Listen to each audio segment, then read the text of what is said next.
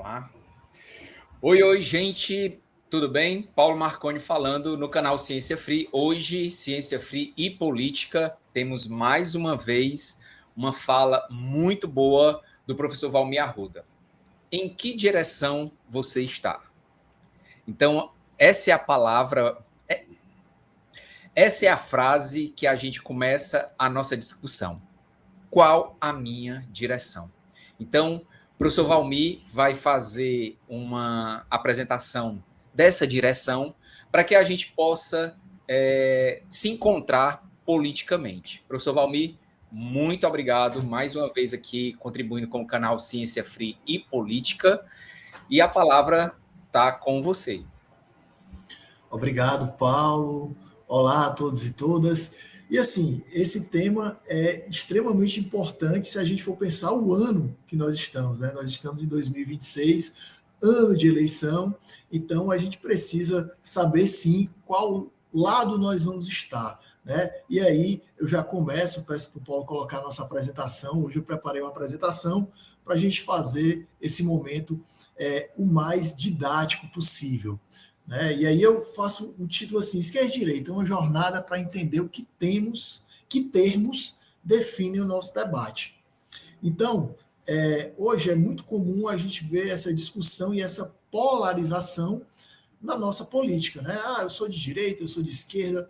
E aí, será mesmo que você é de esquerda? Será mesmo que você é de direita?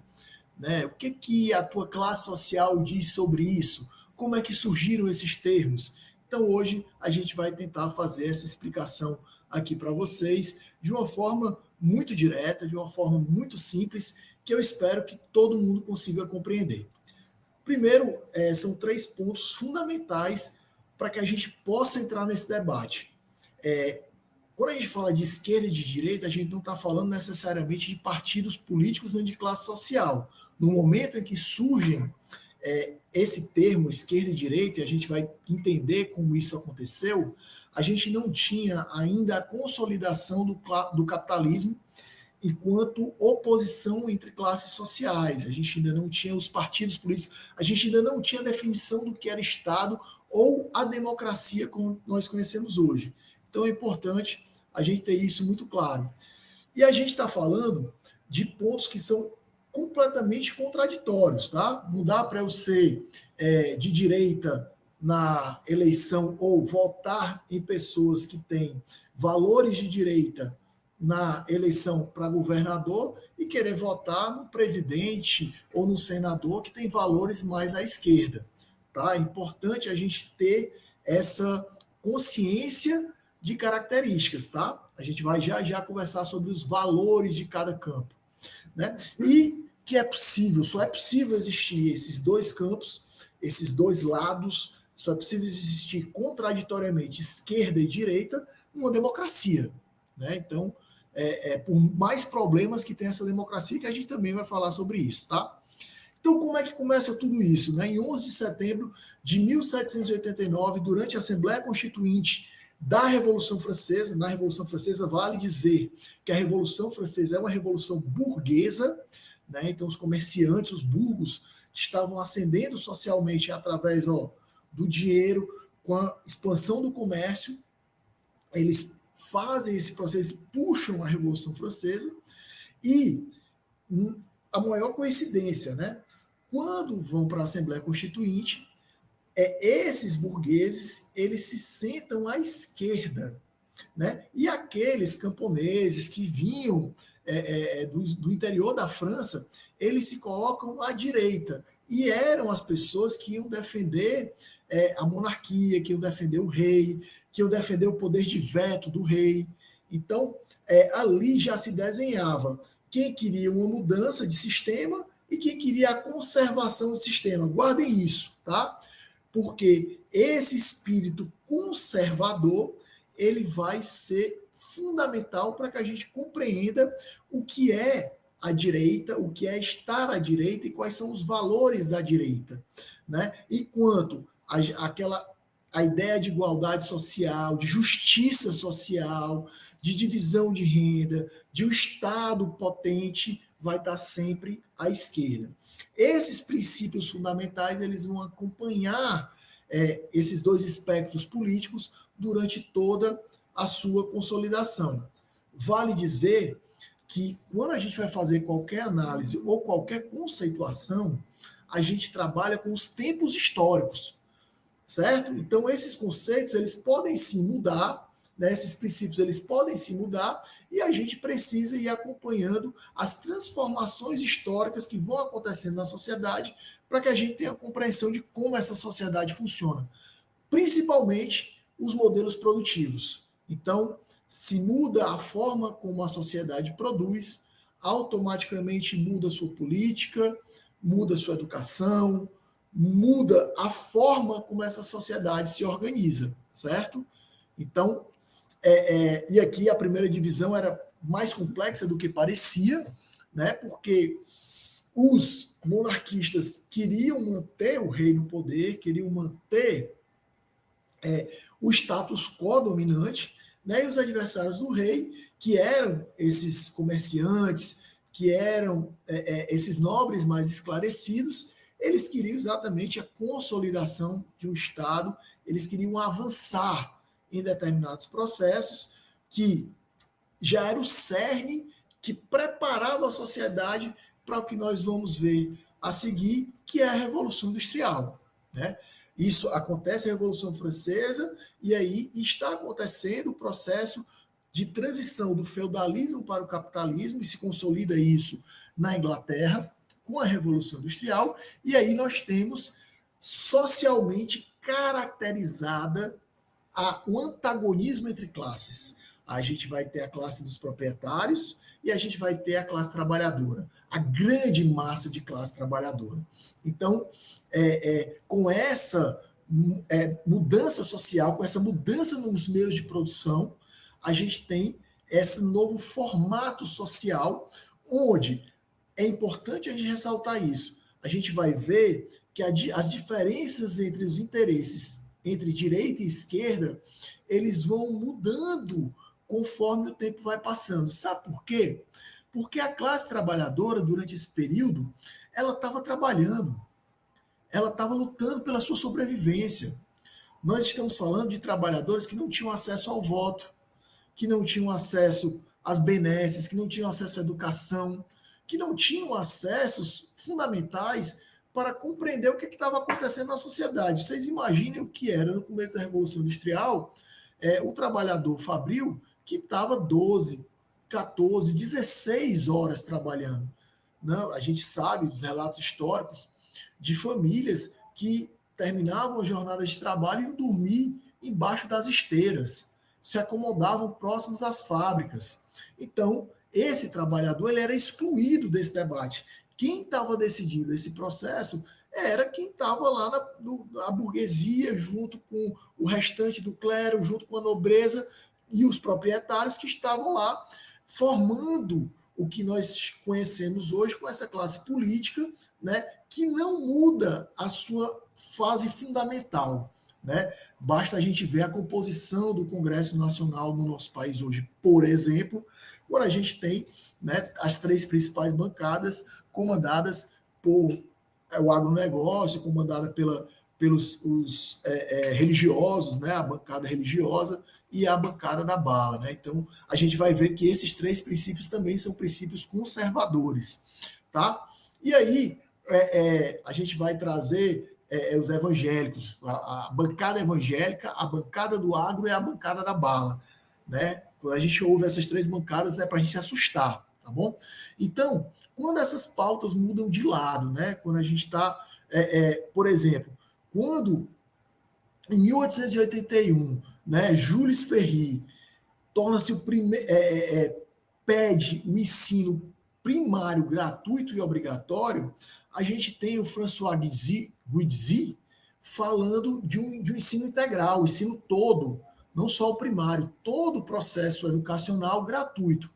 Ora, veja bem, para quem essa era a educação? Para quem era esse ensino gratuito? Era para o filho do trabalhador ou era para o filho da nobreza?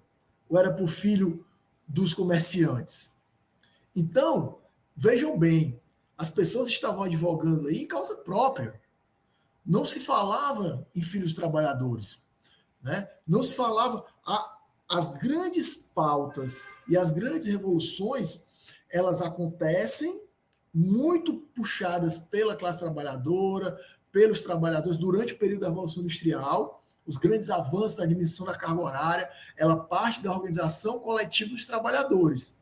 Porém, muitas coisas durante esse processo, os trabalhadores foram excluídos da sua votação, foram excluídos dos seus processos e principalmente foram usados como bode expiatório durante muito tempo, com o voto de Cabresto aqui no Brasil, né, com todo aquele processo que a gente já conhece. E aí, quando a gente vai olhar como esse processo se deu no Brasil, como eu já vinha anunciando, a gente tinha dois partidos, o Partido Conservador, né, que se manteve à direita, e o Partido Liberal, que a gente coloca aqui à esquerda, né, que está nos moldes das reivindicações do século XIX, né, principalmente com essa questão do poder moderador, né, de definir mais autonomia política, de definir melhores condições. E aí a gente vai entender que a política imperial mais sabor da circunstância do que princípios, né? Então, a violência liberal, né? A gente tem aí nas eleições do cacete, 1840, os liberais usam a violência, o roubo de urnas e a intimidação para vencer. Vocês imaginem que a dificuldade que os trabalhadores e trabalhadoras tinham para se organizar, para serem ouvidos, né? E quando havia qualquer possibilidade de a lógica conservadora ou o status quo do poder ser fragilizado de qualquer forma, vem a coerção, vem o uso da força, né? Isso pode parecer muito distante, mas se a gente lembrar da última eleição presidencial, a gente vai ver que a PRF, né, aparelhada pelo ex-presidente, barra ônibus e ônibus nos interiores do Nordeste, impedindo que essas pessoas fossem votar. E essa é uma estratégia histórica da pauta conservadora, das pessoas que se colocam no espectro à direita, né? E aí a gente vai ver o processo da luta da escravidão, fim do tráfico, Lei Áurea, proclamação da República, e a gente vai ver todos esses processos acontecendo, né? E a consolidação do Estado brasileiro, do capitalismo no Brasil, do processo de pré-industrialização no Brasil, a gente vai ver o forte viés político conservador do nosso país, né? Vale salientar que o Brasil, eu me arrisco a dizer que o Brasil nunca teve perto de uma revolução comunista, né?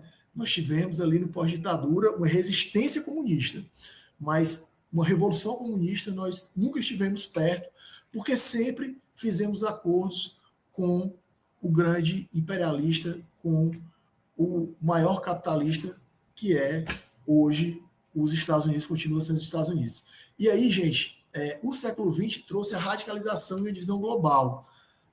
Pós-45, né, a gente tem a Primeira e a Segunda Grande Guerra, a ascensão do fascismo italiano, a ascensão do nazismo alemão.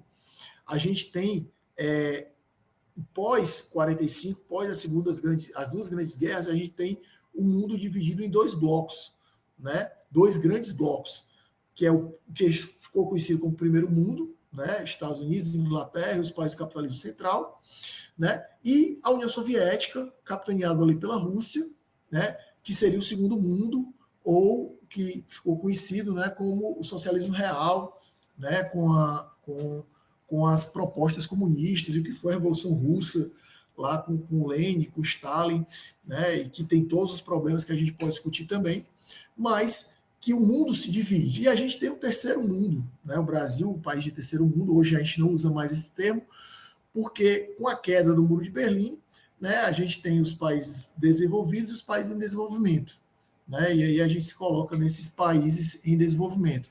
Com a queda do Muro de Berlim, a esquerda no mundo ela vive uma crise, a crise do socialismo real, o fim do socialismo real, né, e aí, claro, que todas as estruturas de esquerda elas se mantêm, né, fragilizadas, né, e aí a gente, quando a gente conversa com os companheiros aí que viveram ali os anos 80, os anos 90, né, a gente sabe o quão difícil foi os companheiros do PCB aqui do Brasil e toda a lógica que era o movimento comunista que se fazia aqui no Brasil, o movimento socialista e a própria esquerda dentro desse espectro que nós estamos falando, né? E aí, com o final da União Soviética, uma pergunta ecoou: a divisão ainda faz sentido, né, entre direita e esquerda? E aí eu trago uma reflexão do Norberto Bilbio, né, que é: direita e esquerda ainda existem? E se existe ainda, estão em campo, pode-se dizer que perderam completamente o significado?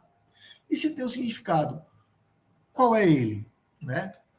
Acho que, primeiro, existe um campo progressista, existe um campo à esquerda, eu vou justificar isso para vocês, né? Como existe também um campo conservador, que é hegemônico, né? Que predomina no mundo, até porque esse mundo capitalista que a gente vive é um mundo comandado pelos proprietários e não pela classe trabalhadora, né? E aí eu trago aí para vocês distinções fundamentais, né? Por que eu trago isso? Eu inicio o vídeo falando da importância que esse ano tem aqui no nosso país, 2026, por ser um ano político, por ser um ano de eleições políticas presidenciais ao Senado, deputados federais, deputados estaduais e governadores, né? A gente vai depositar 5 votos na urna ali em outubro, talvez segundo turno em novembro. Então, a gente vai ter esse panorama para 2026. E o que a gente tem que entender, certo? Vamos pensar, então, que não tem, talvez, esquerda e direita, né, que está todo mundo dentro do mesmo balaio e toda essa história. Beleza. Quando você for pensar no seu candidato ou na sua candidata, procure investigar esses pontos, né? O que ele pensa sobre o papel do Estado?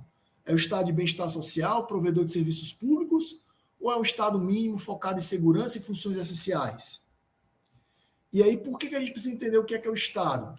O Estado é a entidade política, né, o ente político, que vai organizar aquilo que eu pago, o tributo que eu pago, o imposto que eu pago. Eu pago o imposto para que eu tenha justiça social. E aí, será que quando eu pago, esse Estado mínimo vai me garantir a escola? Vai me garantir saúde? Vai me garantir transporte público? Vai me garantir água na casa? Vai me garantir energia elétrica de qualidade? Porque a gente tinha energia estatal, olha o que aconteceu com a privatização. Nós tivemos, no final do ano passado, por exemplo, a empresa que toma conta da energia em São Paulo, os paulistas teve bairros que passaram 7 dias sem energia. Então, tem uma máxima neoliberal que fala que é muito defendida pela direita, né? Que se privatizar melhora, né? E o campo da esquerda diz, se privatizar piora, né? Além de não proteger as indústrias nacionais e a própria segurança nacional. Economia, maior intervenção para regular o mercado e distribuir renda. É óbvio que se eu quero ter uma distribuição mais equitativa da renda, eu preciso ter um controle maior da economia, né? E aqui, quem está à direita fala em livre mercado, regulamentação e iniciativa privada. Será que a privatização é a solução? Quando a gente olha para os exemplos históricos de vários e vários serviços que foram privatizados, eles melhoraram ou pioraram? Faça essa análise, né? Faça essa análise, veja os dados, veja o que a história nos diz. Impostos, a gente teve uma vitória ano passado, né, que foi a isenção de quem ganha até R$5.000. Porém, para que a gente conseguisse essa vitória, a gente teve que abrir mão daqueles que ganham mais pagarem mais. Detalhe, o Brasil é o país no mundo que tem a menor tributação para as grandes fortunas. Todos os países do capitalismo desenvolvido, Estados Unidos, Inglaterra, Alemanha, França, todos eles, quem ganha mais, paga mais. No Brasil, não. Né? Então, a gente defende, né, quem é da esquerda, eu preciso nem dizer, né, que eu sou de esquerda, progressivos, que quem ganha mais, paga mais. E aí vem a falsa premissa que os impostos têm que ser reduzidos para estimular a economia. Gente, pasmem, os grandes empresários, eles já têm as contas fora, eles já investem dinheiro fora. Ele não deixa de investir no Brasil porque vai pagar mais imposto. Isso é conversa fiada. Basta você fazer uma pesquisa rápida e você vai ver, por exemplo, que o escândalo do Banco Master, né, ele foi, inclusive, fechado nos Estados Unidos também. Então, né, porque eu já tinha dinheiro lá. Todos os grandes bancos, todos os grandes investimentos, eles também estão em paraísos fiscais e estão fora do Brasil, certo? Direitos do cidadão. ênfase na igualdade, equidade social e direitos coletivos, ênfase na liberdade individual e direitos individuais, né? E aí, quando você coloca o indivíduo à frente do coletivo, a gente já sabe que isso dá errado, né? A gente tem as experiências históricas que estão aí para provar isso. E a propriedade deve cumprir uma função social e não deve ser um direito fundamental e inviolável, até porque, né, a conquista dessa propriedade, na lógica que a gente tem social de hoje, ela foi fruto de violência, ela foi fruto de expropriação, ela foi fruto, muito provavelmente, da exploração do trabalho alheio. Então, se você, na hora que você estiver escolhendo seu candidato e sua candidata, quiser retomar esse vídeo e olhar para esse slide aqui, você já vai fazer uma escolha bem mais consciente. E aí, caso você queira aprofundar, você pode vir aqui olhar o que são essas esquerdas, o que são essas direitas, né, no plural. Você pode ver que não existe essa história de centralidade, é o centrão. O centrão, na verdade, ele está à direita, né, porque defende o conservadorismo, defende quem paga mais, defende a lógica de quem já está no poder, do status quo que está no poder. Basta ver que, quando foi mais interessante apoiar um presidente que se colocava exatamente na extrema-direita, a turma não teve vergonha, foi lá e apoiou. Quando precisou apoiar o outro presidente, que está ali na centro-esquerda, né, que é uma social-democracia, que é o presidente Lula com o PT, também não teve vergonha nenhuma de mudar a foto. Tá? Agora, uma coisa importante, que a gente tem que manter uma certa coerência. Esse é o meu grande desafio para você que está nos assistindo agora. Você vai ser coerente no seu voto de governador, no seu voto para deputado, no seu voto para deputado federal, no seu voto para o Senado, no seu voto para presidente? Será que eu vou entender qual é o princípio que eu quero que aquele candidato, que aquela candidata defenda nessa eleição? Né? E aí, a gente já vai se encaminhando aqui para o final, como eu falei, para ser mais específico ainda. Quais são os valores que esses candidatos, que essas candidatas defendem? Os valores, se eu estou defendendo progresso social, solidariedade, humanismo, justiça social, igualdade, repartição da riqueza, eu estou indo para um lado. Se eu defendo tradição, conservadorismo, ordem, segurança, mérito, propriedade privada, liberdade individual, aí a gente está um pouco mais complicado. Vale dizer que, Valmir, mas, segurança. Segurança para quem, cara pálida? Será que a gente está mesmo seguro? Será que a polícia que mais morre é também a polícia que mais mata? É a maior população, uma das maiores populações carcerárias do mundo, proporcionalmente. Será que essa é a solução? Será que insistir em um modelo que já vem se perpetuando por décadas e décadas é a melhor saída para o nosso país? E essa ordem é para quem? A gente defende a propriedade privada, mas você tem propriedade? Né? Qual é essa propriedade privada que a gente defende? E o que é a liberdade individual? Né? O que é? Que liberdade restrita seria essa? Não seria isso uma grande abstração? Será que essa liberdade ela é de fato? A gente consegue realizar? Ou será que ela está ligada às questões financeiras, à questão do que o capital pode me dar? Um exemplo muito simples que está no nosso cotidiano todo dia. Será que a abordagem que a polícia faz lá na favela, lá na comunidade, na periferia, é a mesma abordagem que ela faz no bairro nobre, no bairro chique? Será que aquele menino negro que está lá indo para a sua escola, Será que ele vai sofrer mais abordagens do que aquele menino branco que está indo para a escola? Então, assim, a gente tem uma sociedade machista, homofóbica, racista. Tudo isso a gente quer conservar ou a gente quer transformar? Então, a gente tem um poder muito grande, maior do que a gente imagina, nas nossas mãos agora em outubro no Brasil. A gente pode, a partir desses valores, peço para que quando você for votar, você retome aqui nesse vídeo e chegue nessa parte aqui. Quais são os valores que eu quero do meu candidato e da minha candidata? E aí, gente, os conteúdos podem mudar, mas a oposição permanece, né? Esquerda e direita não são conceitos absolutos ou fixos ou definidos. Eles têm uma parte histórica.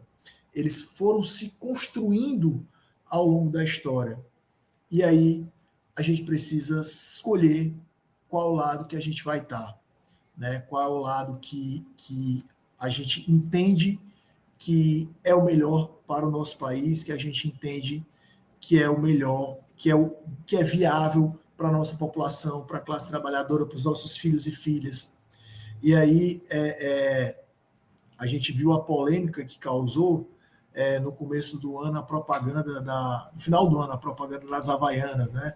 Que eu não ia entrar com o pé direito, ia entrar com os dois pés e tal, e tudo, porque, infelizmente, algumas pessoas têm uma dificuldade de ter uma compreensão mais ampla de algumas coisas, né? E, mais uma vez, a gente viu se repetir ontem não, no último final de semana, com a vitória do Agente Secreto, mais um filme retratando as problemáticas que nós vivemos na ditadura cívico-militar, né, onde o ator Wagner Moura conseguiu ganhar mais uma vez o prêmio. São 2 filmes onde nós ganhamos 2 anos seguidos e os filmes retratam os terrores da ditadura cívico-militar. Então, e pasmem, né, quem está desse lado, do lado da ditadura, do lado do conservadorismo, do lado tudo isso aqui que eu expliquei para vocês, que defendem esses valores, né? Pessoas que torturaram, pessoas que mataram, né? Hoje são contra a pátria, né? Então, são contra esse patriotismo que querem que aconteça uma intervenção norte-americana. Não dá para a gente entender, e eu sei que você que está nos assistindo aqui é muito inteligente e não vai cair nessa balela. Convido vocês a se inscreverem no canal, né? Quem quiser nos acompanhar nas redes sociais, eu uso o Instagram, vai estar aparecendo aqui, o Paulo vai colocar nos comentários, @professor Valmir Arruda, desculpa, valmirarruda.prof, né, no Instagram, e lá a gente vai ter cortes desses vídeos, a gente vai ter outras formas de interação, tá bom? Agradeço a quem ficou até agora para assistir esse vídeo. Convido a se inscrever também no canal Ciência Free Política, canal do nosso grande camarada Paulo Marconi, e que você possa fazer uma escolha consciente em outubro de 2026 e que a gente possa mudar esse nosso país, que a gente possa ter consciência e que a gente possa ir além. Então, peço para que você que está nos acompanhando e quer continuar nos acompanhando, siga, vai estar aqui nas minhas redes sociais, @valmirarruda.prof. Se inscreva no Ciência Free e Política, canal do Paulo Marconi, e acompanhe esse nosso trabalho, né, que é um trabalho voluntário, é um trabalho que está informativo e que a gente conta com a participação de vocês. Muito obrigado.